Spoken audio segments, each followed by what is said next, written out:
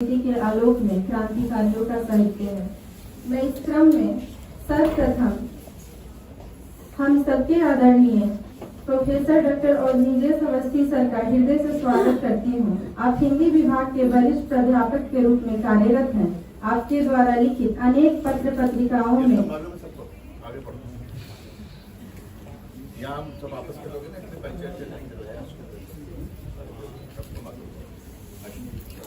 मैं इतिहास विभाग के प्राध्यापक अंकित अग्रवाल सर को आमंत्रित करती हूँ कि आप स्मृति चिन्ह देकर सर का स्वागत करें।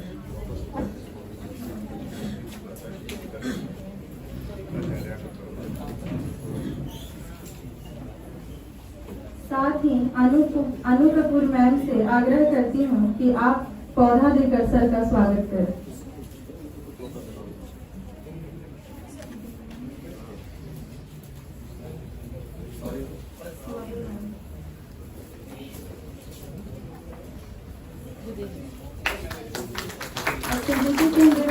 सर से आग्रह है कि सर का स्वागत करें।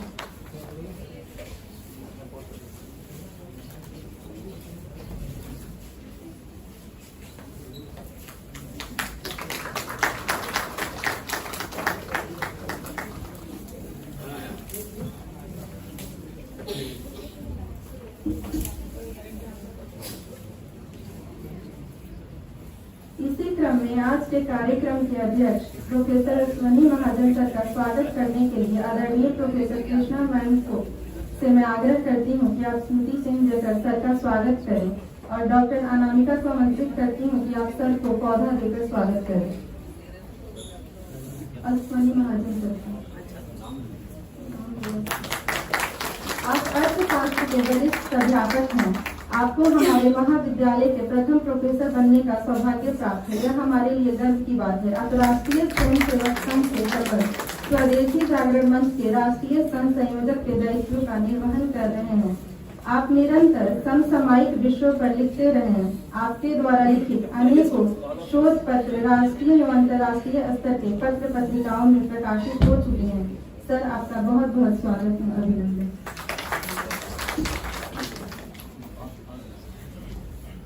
मैं प्रोफेसर मुकेश अग्रवाल के स्वागत के लिए भरत सर को आमंत्रित करती हूँ। पौधा देकर सर का स्वागत करें।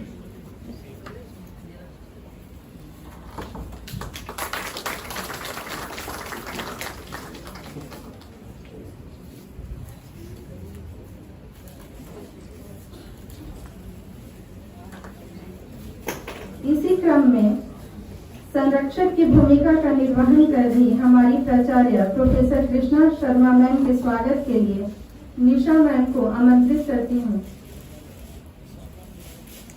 पौधा देकर मैम का स्वागत करें।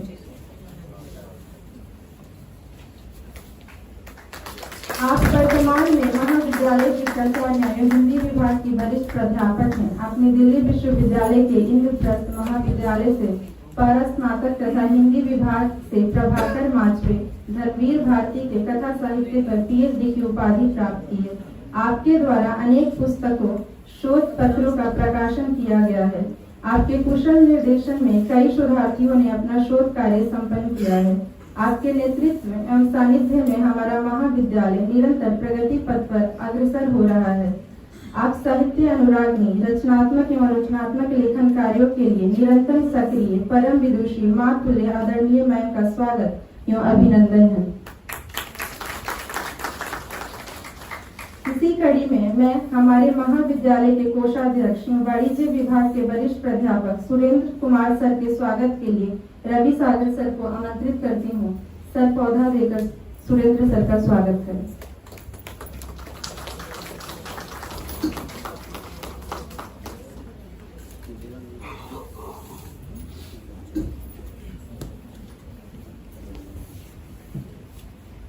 मैं वंदना मैम से आग्रह करती हूँ कि अनु कपूर मैम को पौधा देकर स्वागत करें।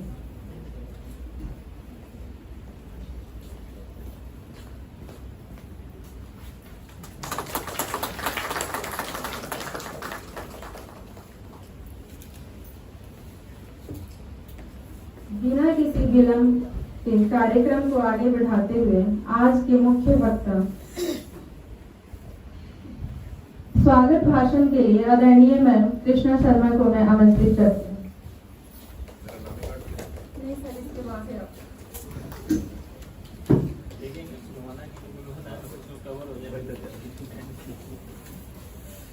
मंच पर उपस्थित आज के मुख्य वक्ता प्रोफेसर अश्विनी महाजन जी, डॉक्टर अवनीदेश अवस्थी, हमारे सहयोगी बरसर सुरेंद्र जी, पूर्व प्राचार्य डॉक्टर मुकेश अग्रवाल जी और रामवीर, मेरे सभी सहयोगी और विद्यार्थीगण, भारतीय संस्कृति सभा द्वारा आयोजित जो ये व्याख्यान माला थी, आज उसका समापन है। इस तरह के कार्यक्रम अनेक दृष्टि से महत्वपूर्ण है, हमारे अपने लिए भी, विद्यार्थियों के लिए भी, मेरे सभी सहयोगियों के लिए भी। इससे न केवल हमें भारतीय संस्कृति का पता लगता है, आज का जो कार्यक्रम है वह हमने क्रांतिकारियों की दृष्टि से इसलिए रखा था कि हमें जिस तरह से पढ़ाया गया उसमें कुछ महत्वपूर्ण क्रांतिकारियों के अतिरिक्त ऐसे कई क्रांतिकारी थे जिनका जो सहयोग था स्वतंत्रता में उनको भुला दिया गया, उन सबको दोबारा से पढ़ने पढ़ाने की आवश्यकता है। इस दृष्टि से कई कार्यक्रम हम करा रहे हैं और आगे भी कराते रहेंगे। कार्यक्रम बहुत विलंब से आरंभ हुआ, उसके लिए मैं क्षमा प्रार्थी हूँ और अब अपना समय मैं ना लेते हुए आज के मुख्य वक्ता प्रोफेसर अश्विनी महाजन जी को आमंत्रित करती हूँ।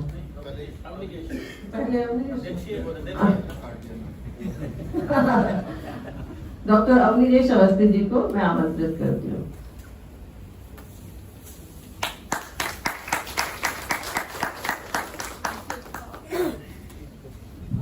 आज की सभा के अध्यक्ष प्रोफेसर अश्विनी महाजन जी, कॉलेज के प्राचार्य प्रोफेसर कृष्णा शर्मा जी, मुकेश जी, सुरेंद्र जी और रामवीर, ये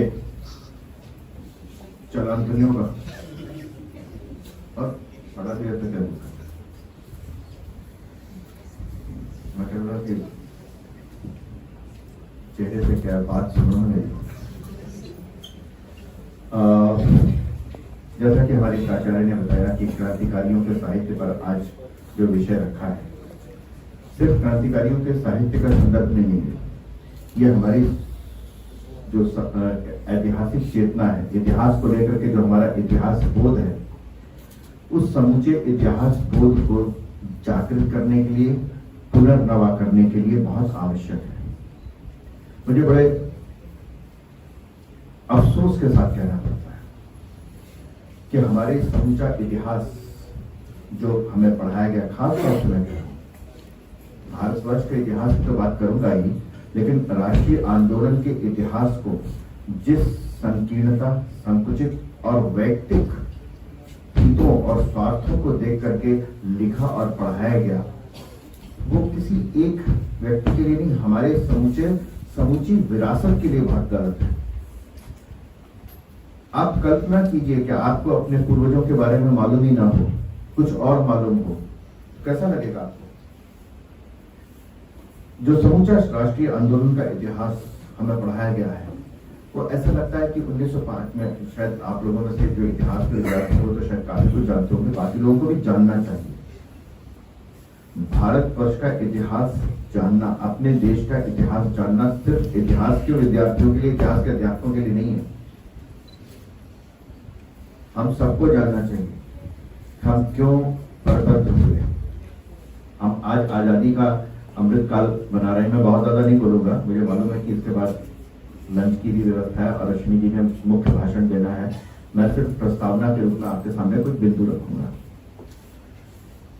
आजादी के अमृत महोत्सव पर, अमृत काल पर 75 साल जब हो गए, हमें स्वतंत्र हुए, तो कम से कम हमारा ये सोचना तो बनता है कि हम परतंत्र हुए क्यों?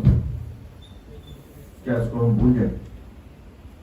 और कल तो जैसा कि कहा गया, और बहुत बहुत बहुत जरूरी है, अब तो वो पीढ़ी नहीं दिखाई देती। आज से 20-25 साल पहले तक मुझे वो तमाम लोग दिखाई देते थे। भारत दिल्ली के अंदर कई कॉलोनीज बसी थी जिन्होंने विभाजन की उस विभीषिका को भोगा था। आप अंदाजा नहीं कर सकते। उसके बारे में कल एक कॉलेज एक लेक्चर ऑर्गेनाइज कर रहा है, विस्तार से वहां पर होगा। लेकिन आप लोगों से अगर पूछा जाए,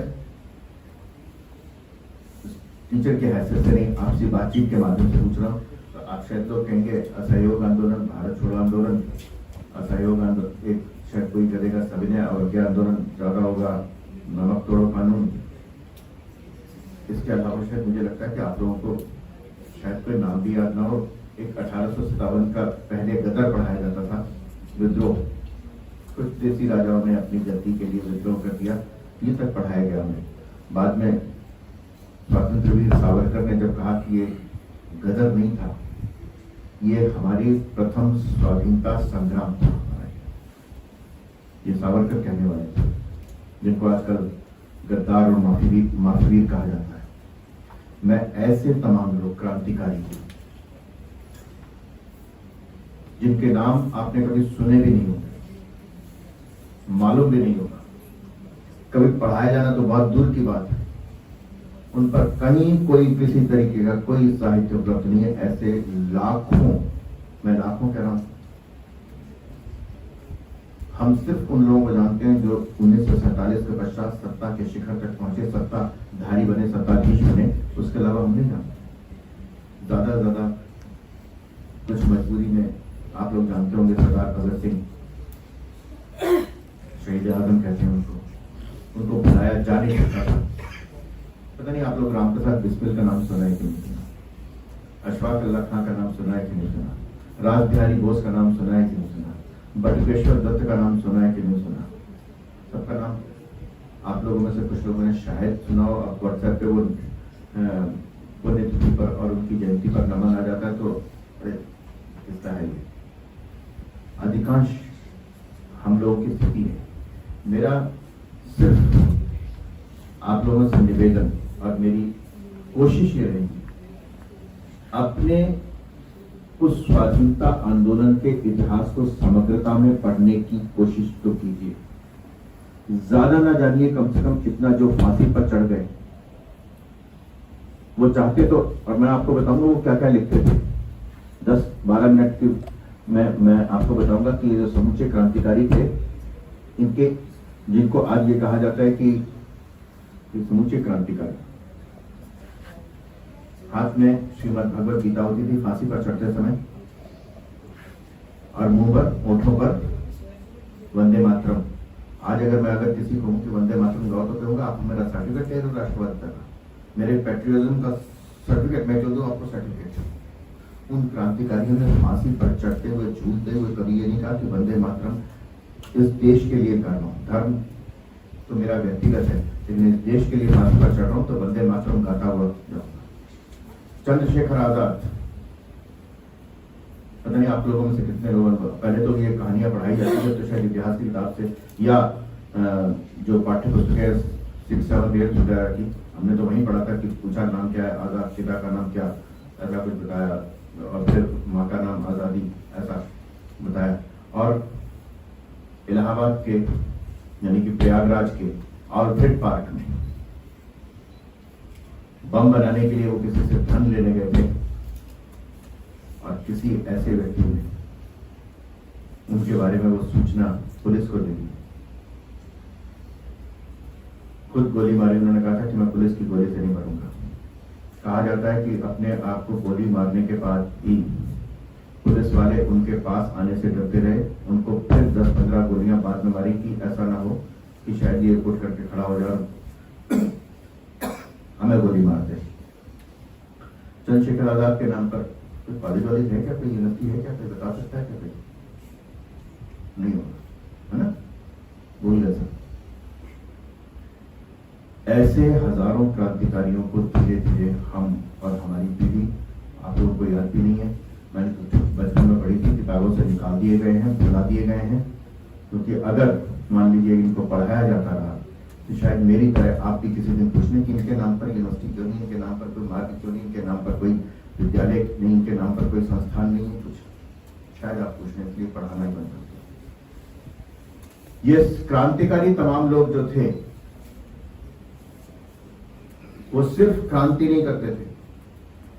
एक जैसे मुझे किसी ने बताया कि एक लाल मिर्च रख दो तो शायद कुछ फर्क नहीं पड़ेगा, उस लाल मिर्च में एक जरा सी चिंगारी डाल दो तो सबको मालूम चल जाएगा कि यहाँ पर लाल मिर्च है।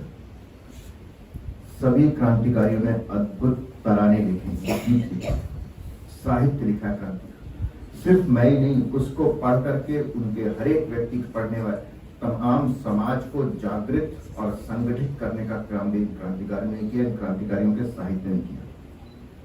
तो स्वतंत्र वीर सावरकर जिसकी बात मैं कर रहा था, वो जब काला पानी की सजा, तो काला पानी कहते थे, जो मोस्ट डेंजरस, ब्रिटिश गैजेटियर में उनका नाम लिखा हुआ है DDD, ट्रिपल D, जो डेंजरस व्यक्ति है सबसे ज्यादा, उसको कोई अपना कागज और कलम नहीं दी गई। ये नैनी वैनी जेल में तो मिल जाते थे कागज वागज, शायद उसमें बॉन्ड पेपर थे कि नहीं थे, लेकिन वहां पर पिता अपने पुत्री के नाम बैठ करके बड़े प्यार से पत्र लिख सकते थे। उनको वो सुविधा उपलब्ध नहीं थी। उसको, जिसको आज कहते हैं गद्दार, नाखूनों से, पत्थरों से, वहां पड़े हुए छोटे मोटे टुकड़ों से दीवार पर पूरी की पूरी कविता लिखते थे, याद करते थे।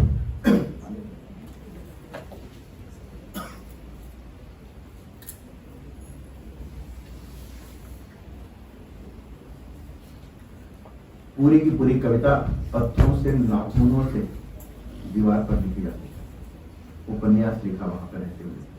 10 खंडों में सावरकर का समग्र साहित्य छप चुका है, जिसको हम गद्दार कहते हैं। एक नहीं, दोनों भाई, पूरा परिवार उनका उसी जेल में था।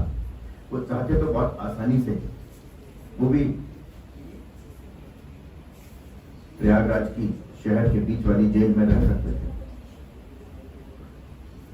खादी का ऐसा कुर्ता पजामा पहन करके जिसमें इतनी कलफ लगी हो कि अगर व्यक्ति निकल आए तो पजामा खड़ा रहे, ऐसा कर सकते थे, नहीं किया। 25-25 साल की 2 आजीवन कारावास पाने वाले अकेले वीर सावरकर थे।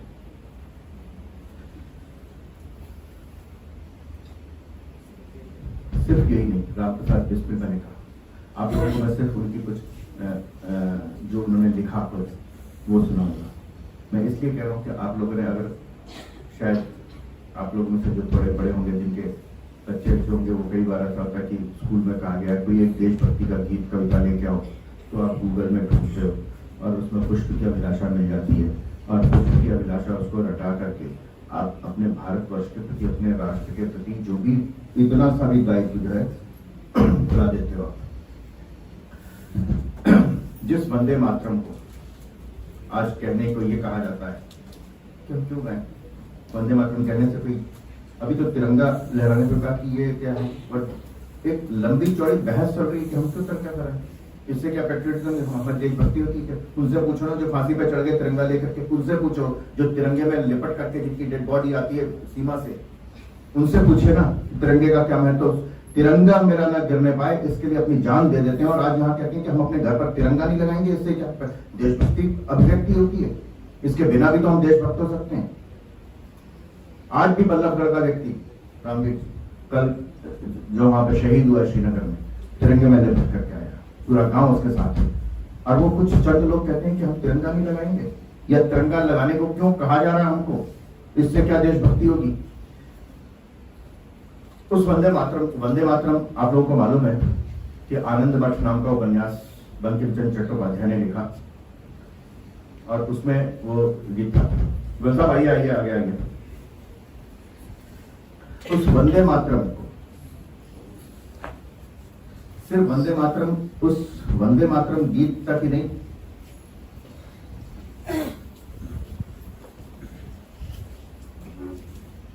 रामप्रसाद बिस्मिल ने उस वंदे मातरम गीत के ऊपर अपनी गजल लिखी। मैं इसलिए कह रहा हूं कि वंदे मातरम सिर्फ एक शब्द भर नहीं है। वंदे मातरम जो स्फूर्ति, जो शरीर में एक अजीब ऊर्जा का संचार कर देता है, एक नहीं सैकड़ों क्रांतिकारियों ने उस वंदे मातरम के ऊपर अपने अपने तरीके से लिखा। क्रांति गीतांजलि, बिस्मिल, रामप्रसाद बिस्मिल, आप लोगों ने नाम नहीं सुना होगा, कहीं कोई यूनिवर्सिटी कॉलेज वगैरह भी शायद नहीं इनके नाम पर। कौम के खादिम की है जागीर वंदे मातरम, है वतन के वास्ते अक्सीर वंदे मातरम। जालिमों को है उधर बंदूक पर अपनी गरूर, है इधर हम बेकसों का तीर वंदे मातरम। कत्ल की हमको न तो धमकी हमारे शब्द से, कत्ल की हमको न तो धमकी हमारे शब्द से, तेग पर हो जाएगा तहकीर वंदे मातरम। किस तरह भूलूं इसे मैं जबकि किस्मत में मेरी लिख चुका है हाकिम तहरीर वंदे मातरम। फिक्र क्या जल्लाद ने गर कत्ल पर बांधी कमर, रोक देगा दूर से शमशीर वंदे मातरम। जुल्म से गर कर दिया खामोश मुझको देखना, बोल उठेगी मेरी तस्वीर वंदे मातरम। सरजमी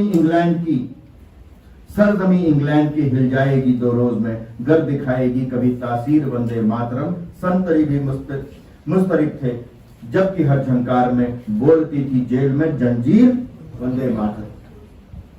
वंदे मातरम गीत ने ऐसे में सैकड़ों गजलें, नज़में, तराने लिखे हुए आप लोगों को ना कभी पढ़ाया गया, आप लोगों को एहसास भी नहीं है कि ऐसा लिखा है। आज वंदे मातरम पर बहस होती है टीवी चैनलों पर कि गाएं या ना गाएं, आप कह नहीं सकते कि वंदे मातरम गाएं। बिना वंदे मातरम गाए भी तो मैं देश भक्त हो सकता हूँ। राम प्रसाद बिस्मिल से जो फांसी पर झूमी गए वंदे मातरम एक शब्द पर, उनसे पूछो। आपको मालूम है कि ये जो गीत है,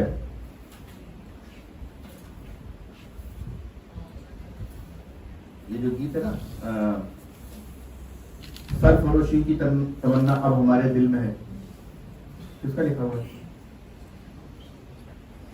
तो बताएगा? राम प्रसाद बिस्मिल का। सरफरोशी की तमन्ना अब हमारे दिल में है, देखना है जोर कितना बाजुए कातिल में है। रहबरे राहे मोहब्बत रह न जाना राह में, लज्जते सहरा नबरदी दूर ए मंजिल में है। वक्त आने दे बता देंगे तुझे ए आसमां, वक्त आने दे बता देंगे तुझे ए आसमां। हम अभी से क्या बताएं क्या हमारे दिल में है। आखिर मक्तल में ये कातिल कह रहा है बार बार, क्या तमन्ना ए शहादत भी किसी के दिल में है। ऐ शहीदे मुल्क मिल्लत तेरे कदमों पर निसार, तेरी कुर्बानी का चर्चा गैर की महफिल में है। सरफरोशी की तमन्ना अब हमारे दिल में है। आप जहां से कहें, मेरे पास ये पूरे इस तरीके का साहित्य उपलब्ध है, छपा हुआ है, प्रकाशित है।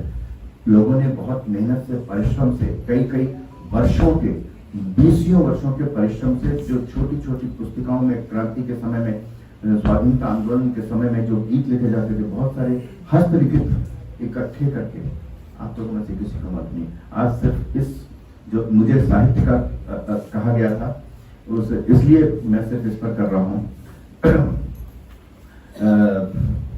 है तो बहुत सारे गीत, सारे मैं पढ़ के सुनने वाला भी नहीं हूँ, क्योंकि आपको भी मालूम है कि हलवा और पूरी इंतजार कर रहा है, ठीक है ना। मैनपुरी के छोटे छोटे गांव में, छोटे छोटे कस्बों में, जिलों में, जिसका अंदाजा नहीं है आपको, सिर्फ 2, 4, 5, 10 नाम से पूरा राष्ट्रीय आंदोलन का अर्थ और इति बताती है। मेरा आप लोगों से सिर्फ इतना सा निवेदन है कि सिर्फ आप लोग न याद करें, अपने तक पढ़ें, तो उसमें से कुछ चीज अगले आने वाली पीढ़ी को आप तय करें। आप सब लोग क्लास लेते हैं, क्या महीने में एक दिन आप सिर्फ इस आजादी के अमृत काल में महीने में एक क्लास के क्रांतिकारियों के बलिदान पर ले सकते हैं? आपको मालूम नहीं, आपको तो मालूम है पानीपत की पहली लड़ाई में इब्राहिम लोधी को बाबर ने हराया, है ना। पानीपत की तीसरी लड़ाई की मालूम होगी, दूसरी लड़ाई नहीं पढ़ी जाती ना, है किसके बीच हुई, कौन जीता कौन हारा? अकबर हारा, हेमू जीता, हेमचंद्र विक्रमादित्य जीता। वहां पर इतिहास से साफ हो गई। महाराणा प्रताप पराजित योद्धा नहीं है। छत्रपति शिवाजी और मराठों और सिखों का साम्राज्य, जिसको कहते हैं ना अंतिम मुगल सम्राट बहादुर शाह जफर, लाल किले का शाह आलम औरंगजेब के पश्चात बाकायदा लगाम देता था कि हमारी सुरक्षा कौन करेंगे? मराठों के हाथ में थी और सिखों के हाथ में थी। सिखों ने जो गुरु तेग बहादुर जी का शीश अलग किया चांदनी चौक में, आप लोगों को पता नहीं मालूम है कि नहीं, ठीक है ना, भाई मतीदास को आरे से काटा गया। उसके लिए सिखों ने कहा कि हम तुम्हें जो जिसको हम आज अगर कोई बहुत बड़ा कोई संस्थान होता है, कोई बहुत बड़ा व्यक्ति होता है, तो हम क्या कहते हैं, मीडिया मुगल। उन मुगलों की हालत ये थी कि मराठों और सिखों से अपनी रक्षा के लिए 3 लाख रुपए सालाना सिखों को देते थे। और सिखों ने जब कहा ये 30,000, आप लोगों को शायद मालूम नहीं होगा 30,000 क्यों कहते हैं। 30,000 घोड़ों के साथ बघेल सिंह आया था चढ़ाई करने। बाद में पता नहीं कैसे बदल दिया गया कि विक्टोरिया के स्वागत के लिए 30,000 लोग यहाँ इकट्ठे थे, इसलिए 30,000 ही थे। 10 गुरुद्वारे मांगे थे, वो 10 गुरुद्वारे दिल्ली में आज भी बड़े बड़े जो गुरुद्वारे हैं वो बाकायदा मुगलों से कहा था कि हमारी सुरक्षा का भार हम तब लेंगे जब ये गुरुद्वारे दोगे, जिसमें गुरुद्वारा सीसगंज साहब, गुरुद्वारा रकाबगंज साहब, जहाँ पे गुरु तेग बहादुर जी की समाधि है। लखी शाह बंजारा, आप लोगों में से किसी को मालूम नहीं होगा, पंजाबी को भी मालूम शायद ना हो। लखी शाह बंजारा वो लेके गया था गुरु तेग बहादुर जी का शीश आनंदपुर साहब। यहाँ पर आपको मालूम है गुरुद्वारा रकाबगंज कैसे मिला था? खोदा गया और कहा कि यहाँ पर गुरु तेग बहादुर जी की समाधि है, अस्थि मिली उनकी, तब ये मिला।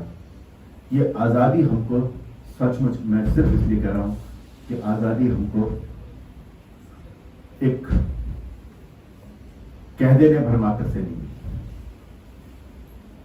है ना, कह देने भर मात्र से। किसी के लोग ये भी कहते हैं कि उस समय अंग्रेज जो है हो गए होंगे मजबूर, उनके पास आर्थिक स्थिति द्वितीय विश्व युद्ध के पश्चात रही होगी, लेकिन इस पूरे प्रकरण में जो 1857 से लेकर के 1947 तक कोई सा ऐसा दशक नहीं रहा जब भारतवर्ष में 1857 की क्रांति सफल कह देने के बावजूद मैं कहता हूं कि आप 1857, 67, 97 जब भी देखेंगे कोई सा ऐसा दशक नहीं रहा जब भारतवर्ष में अंग्रेजों के खिलाफ, अंग्रेजों के विरुद्ध विद्रोह न हुआ। स्वामी सहजानंद सरस्वती का विद्रोह और बहुत सारे। और ये आजादी की चेतना की शुरुआत सिर्फ अंग्रेजों के खिलाफ नहीं थी। आजादी के महत्व को अगर समझना है तो अगर 1000 वर्ष की हमने गुलामी झेली है तो 1000 वर्ष का हमारा स्वाधीनता संग्राम भी है। कुतुबुद्दीन ऐबक के पश्चात मोहम्मद गौरी के पृथ्वीराज सम्राट पृथ्वीराज चौहान को मार देने के पश्चात चंद बरदाई के पृथ्वीराज रासो से लेके लगातार अब तक जो समूचा साहित्य है उस साहित्य में लगातार स्वाधीनता की चेतना है। जो हमारा हिंदी में जिसको भक्तिकाल कहते हैं, जितने भी ये भक्त कवि हैं वो सिर्फ भक्त कवि नहीं है। वो जिस समय मंदिर तोड़े जा रहे थे, आप जाकर के देखिए, मैं अभी 2-3 साल पहले गया इस व्याख्यान में, तो धार में बुलाया गया, वहां पे भोजशाला है महाराजा भोज की। महाराजा भोज के बारे में आप लोगों में से किसी को मालूम नहीं होगा शायद। अद्भुत विद्वान व्यक्ति था। किसी पढ़िए एक बार कम से कम अपने ही पूर्वजों के बारे में, अपने राजाओं के, चोल साम्राज्य के बारे में पढ़ा, सिर्फ मुगल साम्राज्य पढ़ा है। परमारों ने राज्य किया 700-800 साल तक, उसके बारे में नहीं मालूम। तो वहां पर भोजशाला है बहुत बड़ी। भोजशाला में आज भी चारों तरफ दीवारों पर हिंदू देवी देवताओं के मूर्तियां अंकित, बहुत सारी ग्राइंडर से मिटा दी गई है, लेकिन उसके बावजूद बहुत बड़ा हवन कुंड है। इतना बड़ा हवन कुंड होगा जितना बड़ा लगभग जितना ये कमरा है। कहीं से भी आप बैठे, इतनी दूर से भी, जो भी आहुति डालेंगे सीधे हवन कुंड में डालेंगे। आप पुराने मंदिर देखिए, अद्भुत शिल्प है ना। कोई सा मंदिर देख लीजिए, चेन जैसे वो पत्थरों की जंजीर जैसे बनती है, कितनी नक्काशी है। लेकिन विश्व के आश्चर्य में ताजमहल है। इस षड्यंत्र जो अपनी ही जड़ों से काटने के लिए हमें लगातार किया जाता है। संतन को कहा सीखनी सो काम के साहित्य से लेकर के आज 1947 नहीं कह रहा हूँ, उसके पश्चात भी कह रहा हूँ। अरुण यह मधुमेह देश हमारा हो, चाहे पुष्प की अभिलाषा हो, चाहे हिमाद्रि तुंग से प्रबुद्ध शुद्ध भारती स्वयं प्रभा सुमज्जला स्वतंत्रता पुकारती, क्या है, बड़े चलो अद्भुत सैन्य गीत है, ठीक है ना। इस समूचे साहित्य को आप सिर्फ केबीसी के लिए पढ़ी हुई है। जैसे केबीसी में आप देखते हैं सिर्फ इसलिए क्योंकि मेरा ही इतिहास है। इस इतिहास को अगर हम संजो के नहीं रखेंगे तो कोई और संजो के रखेगा क्या? सिर्फ इस भाव से ये पूरी जो कार्यक्रम है, श्रृंखला है और भारतीय संस्कृति सभा है, इसको आप दकिया दूसरी उसमें मत लीजिए कि भारतीय संस्कृति क्या होती है सब किसी भ्रम में न पड़ी। ये वास्तव में हमें अपनी उन जड़ों से जोड़ती है। आपको अंदाजा ना हो तो विदेश में रह रहे किसी भी व्यक्ति से पूछिए, उनकी सबसे बड़ी चिंता ये है कि हमारे बच्चों को भारतीयता के बारे में, भारतीय संस्कृति के बारे में कुछ नहीं मालूम। यहाँ से बाकायदा लोग पंडित, पुरोहित और संस्कृत और भारतीय संस्कृत के विद्वानों को बहुत ज्यादा पैसा देके बुलाया जाता है। उनको मालूम चलता है कि वास्तव में उस देश में रहने के पश्चात मालूम चलता है कि भारत देश क्या है। अगर आप लोग भारत में रह रहे हैं तो ये कोई गुनाह नहीं है। आप यहाँ रहते हुए, जो वहां रहते हुए बहुत तीक्ष्णता से मालूम चलता है, वो यहाँ रहते हुए आपको क्यों नहीं मालूम होना चाहिए। सिर्फ इस भाव के साथ आपके सामने बहुत सारे, मेरे पास बहुत साहित्य जो क्रांतिकारियों ने लिखा है, वो न सिर्फ फांसी पर चढ़ते थे, न सिर्फ बम बनाते थे, बल्कि बेहतरीन नज़में, तराने, गजलें, गाने, गीत लिखते थे पूरे भारतवर्ष के लिए। उसमें से कुछ भी, थोड़ा कुछ क्रांतिकारियों के नाम जरूर याद रखिए। आक्रांताओं के नाम पर मतलब तैमूर रहेंगे। बहुत बहुत धन्यवाद।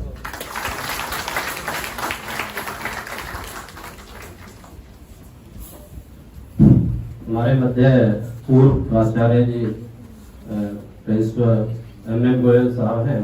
उनके स्वागत के लिए मैं भरत जी से कहूँगा कि मैं उनको पौधा देकर के उनका स्वागत करूँगा।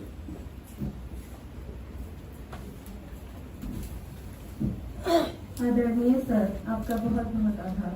आपने अपने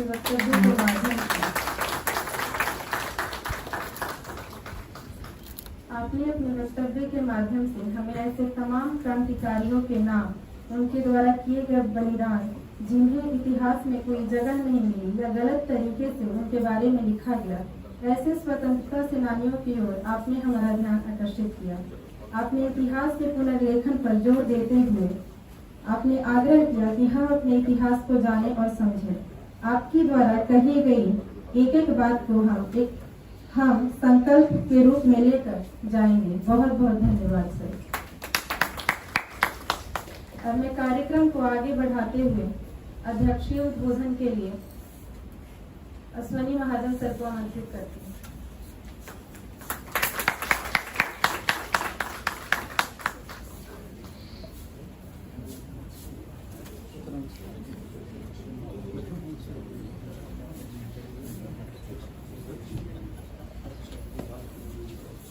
मंचासीन पूर्व प्राचार्य और हमारे परम मित्र मुकेश अग्रवाल जी, प्राचार्य डॉक्टर कृष्णा शर्मा जी, इस कार्यक्रम के मुख्य वक्ता डॉक्टर अभिजीत अवस्थी जी, श्री सुरेंद्र कुमार जी, श्रीमान रामवीर जी। सबसे पहले तो मैं रामवीर जी को इस श्रृंखला को शुरू करने, भारतीय संस्कृति सभा के तत्वावधान में और विशेष तौर पर इस विषय को चुनने के लिए उनका मैं अभिनंदन करता हूं। वास्तव में जैसा कि डॉक्टर अभिजीत अवस्थी जी के भाषण के बाद कुछ कहने को नहीं रहता कि वास्तव में हमारा जो दुर्भाग्य रहा कि प्रारंभ से ही, जब से अंग्रेजी शासन आया और उससे पहले मुगलों का आक्रमण हुआ और कई आक्रांता इस देश में आए और किस मजबूती और किस बहादुरी के साथ हमारे लोगों ने उनका प्रतिकार किया और कुछ अपने ही लोगों के द्वारा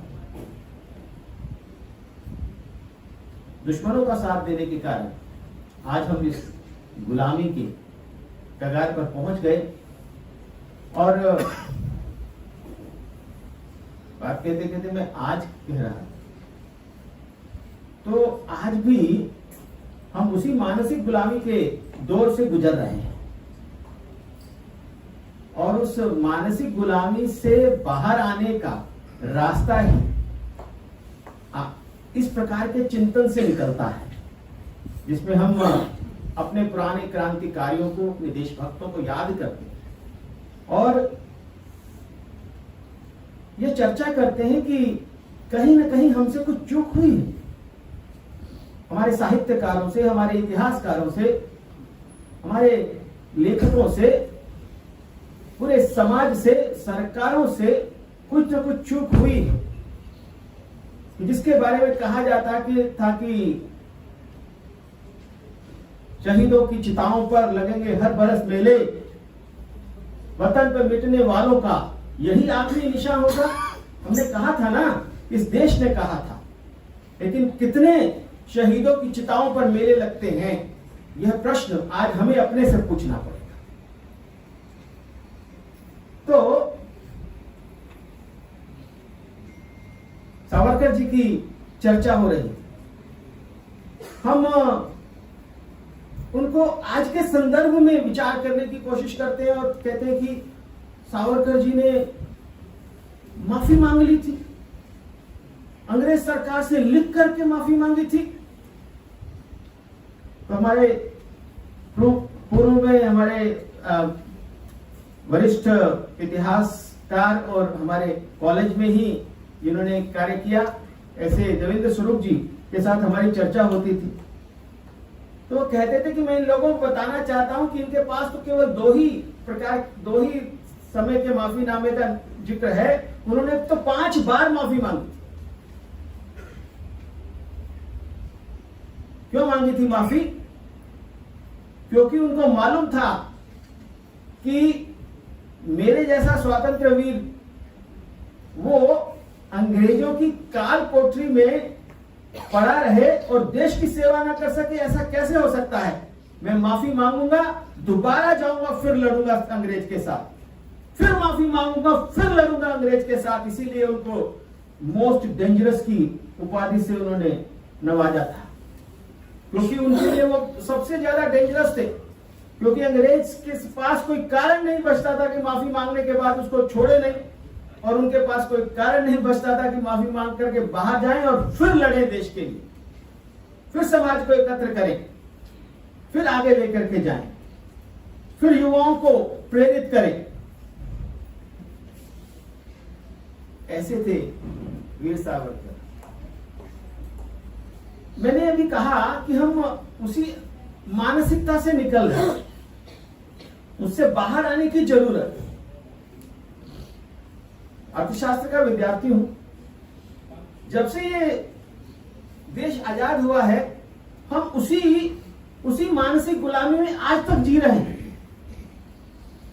देश आजाद हुआ कि कहा कि चलो विकास करना है, तो विकास कैसे होगा? चलो विदेशों से पूछ लेते हैं। फिर हमने रूस से, स्टालिन से हमने सलाह ले ली और कहा कि एक ही रास्ता हो सकता है कि पब्लिक सेक्टर के माध्यम से देश का विकास कर देते, और जो उनकी सोच थी उसको हमने यहां इंप्लीमेंट कर दिया। भारत की सोच क्या है? भारत के लोग कैसे हैं, भारत की उनकी क्षमता क्या है, उसके बारे में कोई विचार नहीं। इस देश में जब हजारों लाखों लोग अपने देश के लिए कुर्बानी दे सकते हैं, हंसते हंसते फांसी पर झूल सकते हैं, वो भगत सिंह जब उसको फांसी होने वाली थी तो उसने कहा, माता जी आप मत आना। क्यों नहीं आना?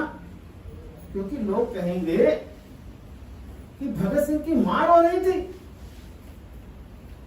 ऐसे वीर, ऐसे क्रांतिकारी, पूरी श्रृंखला है। इतिहास के विद्यार्थी भी यहां बैठे होंगे, इतिहास के प्राध्यापक भी यहाँ बैठे हैं। मुझे लगता है कि जो यहाँ बैठे हैं वो तो चलो ठीक है, जो कहीं कहीं और बैठे हैं उनके साथ ये बात करने की जरूरत है कि आज इन क्रांतिकारियों का इतिहास लिखने की जरूरत है, उस पर अध्ययन करने की जरूरत है। आप लोग सोचते रहते हैं, देखते रहते हैं कि किस विषय पर रिसर्च की जाए।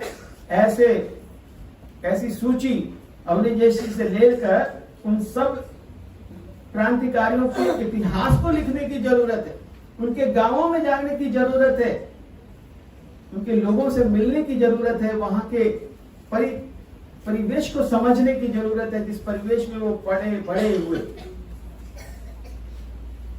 कितना बड़ा हम इतिहास को कंट्रीब्यूशन दे पाएंगे, यह सभा उसकी तरफ भी प्रेरित कर रही। मित्रों, अध्यक्ष को इतना नहीं बोलना होता, इसलिए अपनी वाणी को मैं यहाँ विश्राम देते हुए फिर कभी इस विषय पर चर्चा करने का आपसे दोबारा से आग्रह करते हुए कि इन विषयों को हम बार बार लें, अपने पुराने क्रांतिकारियों को, अपने वीरों को याद करें कि कैसे महाराणा प्रताप ने अपने लिए नहीं इस देश के लिए काम किया था। अगर अपने लिए किया होता तो घास की रोटियां नहीं खाई होती, महलों में रहे होते।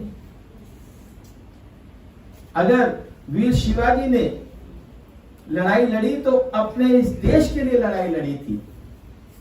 तो ऐसे हमारे बड़े से बड़े जो महाराजा भी रहे और जो सामान्य जनों में से निकल करके जो वीर निकले, अगर अंग्रेजों ने हमारे जलियांवाला बाग में कांड किया था तो उसको कितने सालों के बाद जाकर के उसका बदला लेने वाले हमारे क्रांतिकारी उधम सिंह, इनके बारे में अभी एक फिल्म आई है, उनको याद करना होगा। और ऐसी सूची निकाल करके हमें खोजना पड़ेगा और याद करना पड़ेगा। और जैसे कि अवनी जैसी कहीं ना कहीं इंगित कर रहे थे, उनके मन का जो दर्द है वो भी छलक रहा था कि हमारे देश में युवाओं को, हमारी नई पीढ़ी को याद दिलाने के लिए क्या एक ही परिवार के या एक ही प्रकार के सोच के लोग ही रहेंगे, चाहे वो हवाई अड्डों पर हो, चाहे वो पुरस्कारों के नाम पर हो, चाहे वो किसी सड़क के नाम पर हो।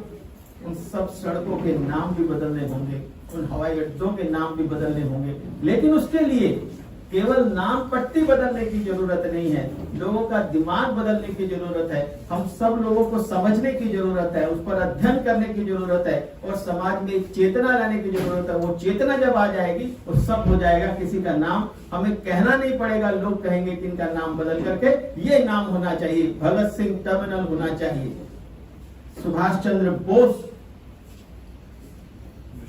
विश्वविद्यालय के नाम पर, कोई भी नाम।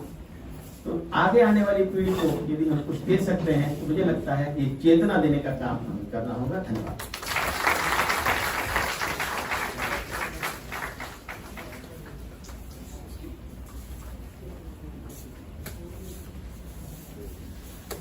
आदरणीय सर, आपका बहुत बहुत आभार। मैं मुकेश अग्रवाल सर से आग्रह करूंगी दो शब्द।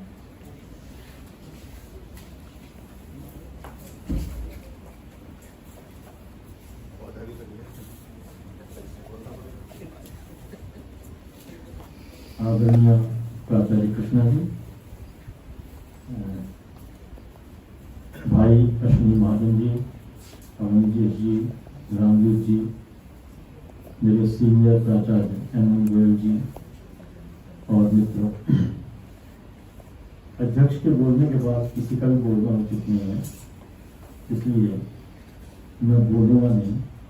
लेकिन चूंकि आदेश हुआ है, खड़ा हुआ हूँ, तो सिर्फ अपनी प्रसन्नता जाहिर कर रहा हूँ कि मेरे परिवार का विस्तार हुआ है। गोयल साहब सामने से देखते तो उनको भी अच्छा लगता। बहुत सारे नए चेहरे मैं देख रहा हूँ जिन्होंने मुझे नहीं देखा होगा। तो सबसे पहले तो मैं आप सबका यहाँ पर अभिवादन कर रहा हूँ, अभिनंदन कर रहा हूँ। और इस कॉलेज की जो परंपराएं हैं इन परंपराओं को आप जारी रखेंगे, आगे बढ़ाएंगे, इसका मुझे विश्वास है। उन्हीं परंपराओं में एक ये जिसको रामवीर जी ने भारतीय संस्कृति सभा के नाम से पुनर्जीवित किया है। डीएवी संस्थान सभी जगह भारतीय संस्कृति को आगे बढ़ाते हैं, ये तो एक बात है ही, लेकिन हम सभी लोग कहीं ना कहीं उस संस्कृति के वाहक हैं और हमें उस संस्कृति पर गर्व है। मैं रामवीर जी से और जितने भी लोग इस संस्था से जुड़े हैं उनसे ये आग्रह करूंगा कि अपनी संस्कृति के कुछ बिंदु चिन्हित करें जिन पर हमें विचार करना चाहिए। मैंने अपने समय में कोशिश की थी कि वेदों से संबंधित कोई एक संस्था बने। संस्कृत विभाग में काम किया था और हमने वेदों से संबंधित कई व्याख्यान यहाँ पर कराए थे। तो वेद हैं, पुराण हैं, ऐसी उपनिषद हैं, ऐसी जितनी भी चीजें हैं। आप अभी क्रांतिकारियों की बात हो रही थी, तो क्रांतिकारी प्रायः हम उनको कहते हैं जो आज़ादी अंग्रेजों के खिलाफ जिन्होंने आज़ादी की लड़ाई लड़ी। लेकिन दो तरह के लोग हुए, एक जिन्होंने अंग्रेजों के खिलाफ किया, एक जिन्होंने मुसलमानों के खिलाफ किया और मुगलों के खिलाफ किया। और ऐसे दोनों ही प्रकार के लोगों को हमें जानना चाहिए। क्रांतिकारियों ने बहुत साहित्य लिखा है, जैसा जी ने कहा, क्रांतिकारियों के ऊपर लिखा गया वो एक चीज है। क्रांतिकारियों ने बहुत साहित्य लिखा, उस साहित्य को जैसे उन्होंने पढ़कर भी सुनाया, उस साहित्य को भी हमें पढ़ने की जरूरत है। ये बात कि हमें सिर्फ अहिंसा से आजादी मिली ये सत्य नहीं है। जब हम उस साहित्य को पढ़ेंगे, उनके बारे में जानेंगे तो हमें पता लगेगा। बहरहाल ये मुझे आज ये सब वक्तव्य नहीं देना है। मुझे चूंकि आदेश हुआ इसलिए मैं यहाँ पर आया। आपने मुझे सुना, आपका बहुत बहुत धन्यवाद।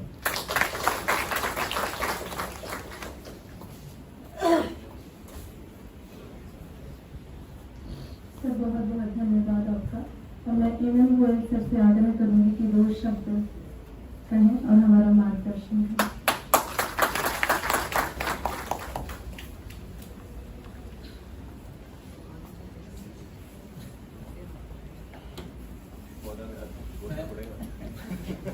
गोयल साहब के बोलना शुरू करने से पहले हमारे कॉलेज के ऑडिटर अग्रवाल जी बैठे हैं। मैं कहूँगा कि उनके भी स्वागत के लिए हमारी भारतीय संस्कृति सभा की तरफ से कोई आए। रवि न केवल ये हमारे कॉलेज के अकाउंट्स को ऑडिट करते हैं, बल्कि इनके माध्यम से जो हमारा आंतरिक नियंत्रण और अंकेक्षण होता है, इंटरनल ऑडिट और कंट्रोल होता है, उसको भी इन्होंने फैसिलिटेट किया है। जो है उसको ये ऑथेंटिकेट करते हैं। Thank you. और हम इनका गलतियां ढक देते हैं ये। और हम इनका धन्यवाद इसलिए भी करते हैं क्योंकि हमें यूजीसी की तरफ से बहुत कम पैसे मिलते हैं इनको देने के लिए, उसके बावजूद भी ये बहुत काम कर सकते हैं। Thank you sir, thank you. साथियों, अभी डॉक्टर मुकेश अग्रवाल जी ने कहा कि अध्यक्षीय भाषण के बाद कुछ कहना अनुचित होता है, तो मेरा तो और भी ज्यादा अनुचित हो गया है, क्योंकि उसके बाद वो बोल चुके हैं और उसके बाद आप मुझसे कह रहे हैं। 1-2 बातें बस कहना चाहूंगा, इससे ज्यादा कुछ नहीं। इसी बात को आगे बढ़ाते हुए मैं ये समझता हूं कि वो तो क्रांतिकारी होते ही हैं जिन्होंने अंग्रेजों के खिलाफ इतने प्रयत्न किए, इतनी लड़ाइयां लड़ी, सशस्त्र भी विरोध किया, अहिंसक भी विरोध किया। लेकिन ऐसे लोग भी जो लोगों की सोच बदल रहे हैं, जो ऐसे व्याख्यान दे रहे हैं, जो चेतना को जागृत कर रहे हैं, राष्ट्रीय चेतना को, वो भी एक तरीके से क्रांतिकारी ही है। और आप और हम जब बैठकर ऐसे विचार बोलते हैं, बताते हैं, आदान प्रदान करते हैं, लोगों के मन मस्तिष्क को सही दिशा में अग्रसर करने की प्रयत्न करते हैं, तो वो लोग भी अपनी तरफ से अपना योगदान दे ही रहे हैं इस लड़ाई में, इस इनजस्टिस के खिलाफ जो कि सदियों से हमारे साथ होता आया है। पहले मुगलों के जमाने से, फिर अंग्रेजों के, और उसके बाद 1947 के बाद हमारे अपनों के द्वारा जो जुल्म हुए हैं, अपनों के द्वारा जो नाइंसाफियां हुई हैं, उस सब की वजह से जो कुछ हुआ है उसके खिलाफ जो आप और हम कर रहे हैं, ये सब जो है प्रशंसनीय है। और मेरी यही कामना है कि आप इस दिशा में और काम करते रहें और आगे बढ़ते रहें, और कभी न कभी, जैसा कि बिस्मिल जी ने कहा था, कभी न कभी हम सफल हो ही जाएंगे, ऐसा हमें विश्वास है। जय हिंद।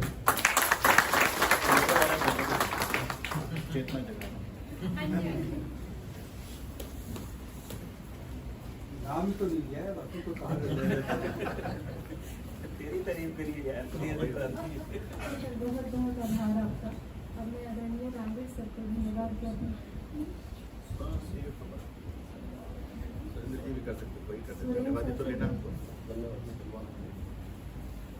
आदरणीय सुरेंद्र सर से विनम्र निवेदन है कि 2 शब्द कहें।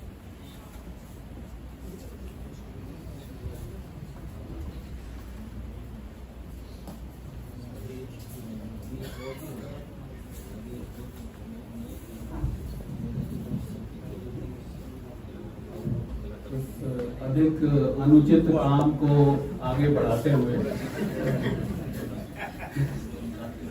जिसका कुछ जिक्र अभी गोयल साहब ने किया, सबसे पहले तो धन्यवाद मुझे ये अवसर देने के लिए। देखिए, हम लोग कॉमर्स के स्टूडेंट्स होने के नाते हमारा जो किताबी इतिहास का ज्ञान है, मतलब मेरे केस में 8वीं के बाद वो छूट गया। जो आज की जनरेशन है उनका 10वीं के बाद छूट जाता है, जो कॉमर्स के स्टूडेंट होते हैं। लेकिन जो हम प्रत्यक्ष तौर पर देखते हैं और उसे महसूस करते हैं, तो ऐसा नहीं है कि हमें क्रांतिकारियों का महत्व नहीं पता लगता है, बल्कि सच्चाई ये है कि देखिए, हम यदि देखें खुद को, तो हम सभी कभी जब बात आती है अस्मिता की या अस्तित्व की, दोनों ही महत्वपूर्ण है। अस्मिता भी महत्वपूर्ण है और आपका अपना अस्तित्व भी महत्वपूर्ण है। उसके बारे में आप जैसा भी महसूस करते हैं एक व्यक्ति होने के नाते, तो आप उद्वेलित होते हैं। तो जब आप उद्वेलित होते हैं तो आप अपनी व्यक्तिगत अस्मिता और व्यक्तिगत अस्तित्व को बचाने के लिए जो करते हैं, उसमें यदि आपकी दृष्टि अपने से आगे बढ़ करके परिवार तक, समाज तक करते करते यदि वो देश तक का भी, मतलब इतना यदि उसमें संवेदना है कि वो देश की उस अस्मिता को, उस अस्तित्व को देख पाता है और उसके लिए वो सब कुछ न्यौछावर करने के लिए तैयार है, तो उसी दृष्टि से हम उन सबको क्रांतिकारी कहते हैं, मानते हैं, बल्कि नमन भी करते हैं। फिर कुछ ऐसे भी हैं जो शायद उस रूप में, वो आज का विषय नहीं है इसलिए मैं अभी उस बारे में नहीं कहता। तो मुझे आप लोगों ने बोलने का मौका दिया, धन्यवाद।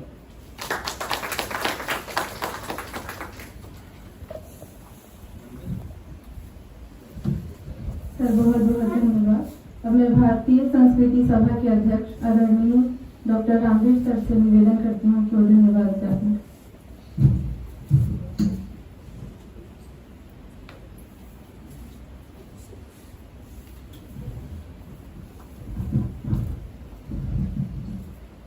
कार्यक्रम की अंतिम कड़ी के रूप में धन्यवाद कहने का जो सौभाग्य मुझे आज प्राप्त हुआ है, वह भी आजादी के अमृत महोत्सव के 75वें वर्ष पर यह मेरे लिए बड़े ही गर्व की विषय है, गर्व का विषय है। और उससे भी बड़ा गर्व का विषय हमारे मध्य है। आज एक नहीं, दो नहीं, तीन महान विभूतियां हमारे कॉलेज की प्राचार्य, प्रिंसिपल जो है, 2 पूर्व हैं, एक वर्तमान है, उपस्थित हैं। तो इस कार्यक्रम की शोभा जो आपने बढ़ाई, इसके लिए आपको तहे दिल से हार्दिक आभार और आपका संरक्षण, आपका मार्गदर्शन इस भारतीय संस्कृति सभा को इसी रूप में मिलता रहे, हम ये आपसे अपेक्षा भी करते हैं।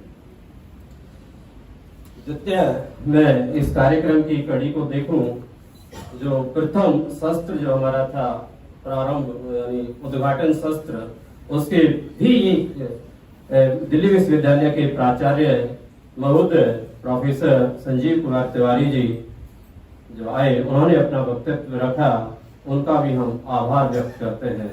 द्वितीय दिन दूसरे सत्र में निखिल यादव जी विवेकानंद केंद्र के जो वक्ता रहे, उनका भी हम तहे दिल से आभार करते हैं।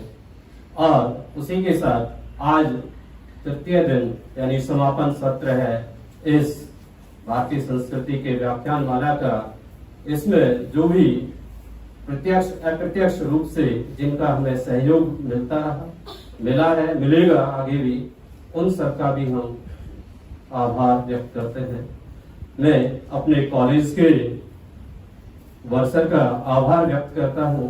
उन्होंने एक कार्यक्रम की अध्यक्षता भी की और इस कार्यक्रम में बड़े ही सक्रिय रूप से हमारा मार्गदर्शन किया।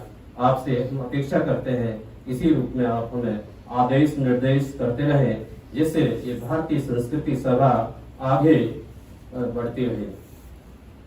उसके बाद मैं धन्यवाद करना चाहूंगा अपने हिंदी विभाग के प्रोफेसर अवस्थी सर का, जिन्होंने भी इस कार्यक्रम को बड़े ही जहाँ कहीं हमें विषय के चुनाव में आवश्यकता पड़ी हो वहां पे हमारा मार्गदर्शन किया। और आज का वक्तव्य आपने जो दिया वाकई में ही हमारे ज्ञान के चक्षुओं को खोलने वाला है।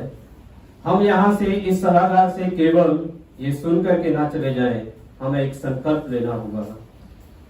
जिस विषम परिस्थितियों में उन क्रांतिकारियों ने इस साहित्य को रचा, उसकी कल्पना अपने आज के वक्ता के वक्तव्य सुनी। हमें केवल इतना करना है, उन साहित्य को पढ़ना है। कम से कम वर्ष में एक क्रांतिकारी का एक पुस्तक उठा करके अध्ययन कीजिए और छात्रों को भी उसका अध्ययन करने के लिए निर्देशित कीजिए, उनका मार्गदर्शन कीजिए। देश नहीं पूरा विश्व ही आपके चमत्कार से आपको नमस्कार करेगा। आगे आज के अध्यक्ष प्रोफेसर महाजन जी का मैं तहे दिल से आभार व्यक्त करता हूं। उन्होंने आज की अध्यक्षता स्वीकार की और इस कार्यक्रम की शोभा बढ़ाई। मैं उससे आगे अपने मध्य उपस्थित के सर का भी आभार व्यक्त करता हूं कि वो भी हमारे इस कार्यक्रम में आए और उन्होंने अपनी उपस्थिति दर्ज कराई। मैं अपने कॉलेज की IQAC की अध्यक्ष अन्नू कपूर मैम का भी हार्दिक अभिनंदन और धन्यवाद करता हूं कि वो भी इस सभागार में इस कार्यक्रम में उपस्थित हुए। उन्हें और जिनका मैं नाम ले पाया या नहीं ले पाया, उन सभी का भी आभार व्यक्त करता हूं। सभा में और जो सक्रिय सदस्य हैं उनका मैं एक दो का नाम यदि छूट जाए तो माफी देना।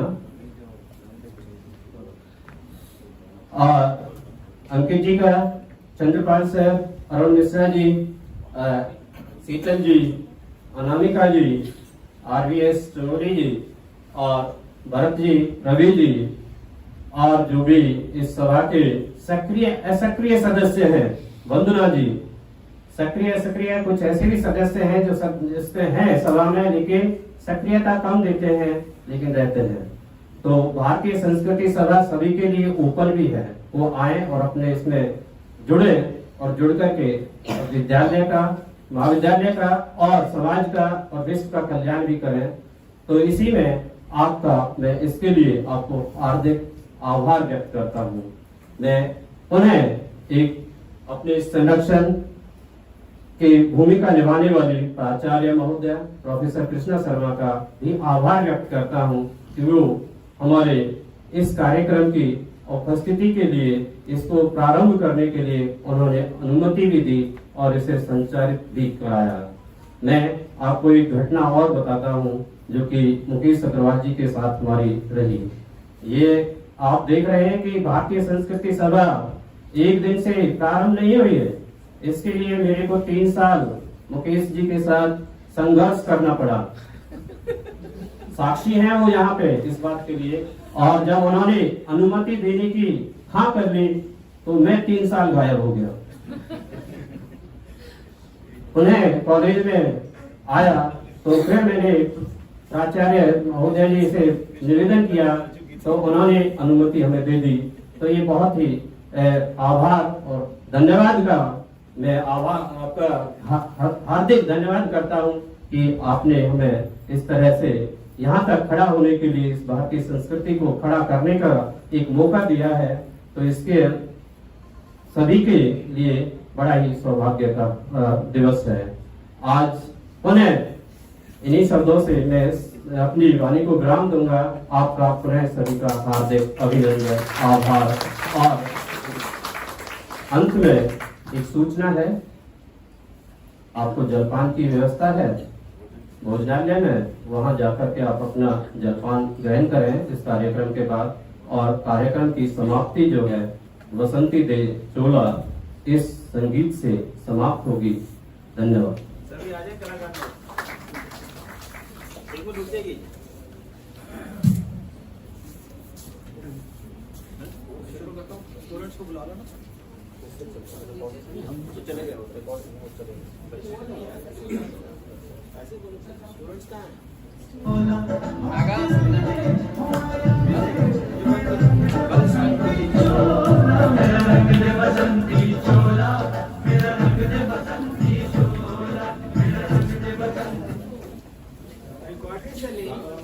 बोल बोल करके करना है ना सबने।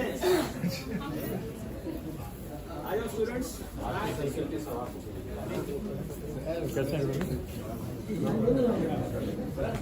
भारतीय संस्कृति सभा के जो भी सदस्य हैं वो मंच के पास आ जाएं। जल्दी आ जाओ, जल्दी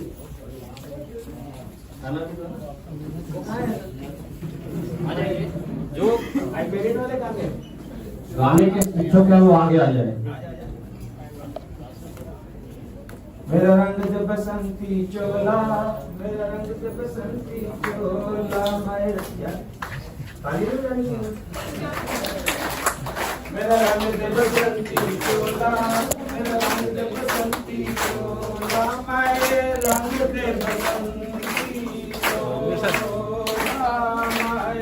रंग जब बसंती चोला। हम निकले इस देश खातिर बस इतना अरमान है, हम निकले इस देश की खातिर बस इतना अरमान है। एक बार इस राह में करना सौ जन्मों के समान है। एक कबीरों की कुर्बानी, एक कबीरों की कुर्बानी, अपना दिल भी चोला मेरा रंग दे बसंती चोला, माए रंग दे बसंती चोला। जिस चोले को पहन शिवाजी खेले अपनी जान पे, जिस चोले को पहन शिवाजी खेले अपनी जान पे, जिसे पहन झांसी की रानी मिट गई अपनी मान से। आज उसी को पहन के निकला, आज उसी को पहन के निकला चोला, रंग दे बसंती चोला, रंग दे बसंती चोला। भारत माता की जय।